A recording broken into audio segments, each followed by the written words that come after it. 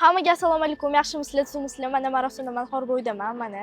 Moxlaroyim, bugun dedim, o'chir telefonni, uyga boraylik debman. Hozir, adabda primoy efir olaylik, hozir. Uyda ola olmayman desa, singillarim xalaqit beradi. Mazda muzdekina bo'ladi. Kechki payt sizlar ham kelinglar, tavsiya qilaman. Mana mamni qaranglar, suv kamayib ketgani, o'zi aslida ko'p edi kecha. Har kuni kelamiz biz bu yoqqa, yaxshi ham zo'r. Bir marta yaxshi gapirdim qizim, 2 marta yaxshi gapirdim, 3 marta yaxshi gapirdim, to'g'rimi? Ha? Voy, Adajon, nima qildingiz? Xo'p dedim-ku. Uyga borgin, men sen bilan xo'p deb gaplashaman. Kir. Onasi, Xo'p. bor xonangga kir. Buning tarbiyasi bilan shug'ullan. Uning obedgacha uxlaydi. Uyqudan turdimi, telefondan, kompyuterdan boshini ko'tarmaydi buni. Hozir yo'lda ko'prikning o'rtasida turib, premyer efir qilyapti. Telefonni olib suvga otib yubordim. Kompyuterni ham olib qo'yaman buni.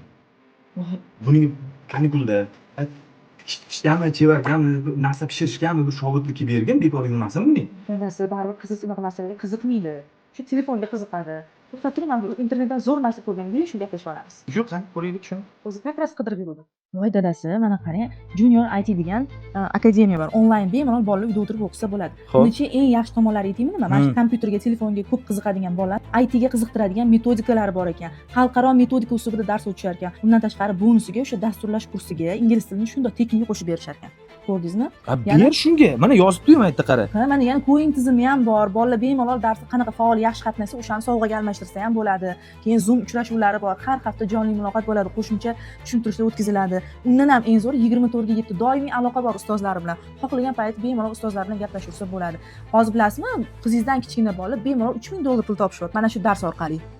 Xo'p, bu onlaynmi? Uyda o'tirib o'qisa ham bo'ladimi? Ha, uyda Mana o'tiradi. shunda o'qiyman desam, yana yangi telefon olib beraman, yangi notebook olib beraman, Adolat. Moxlaroyim. Kir bu yoqqa.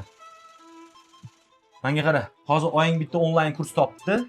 Junior IT Akademiya. Bu yerda IT sohasi, programmist, mana shu o'zing qiziqib o'tirgan programmalarning o'zing yaratasan.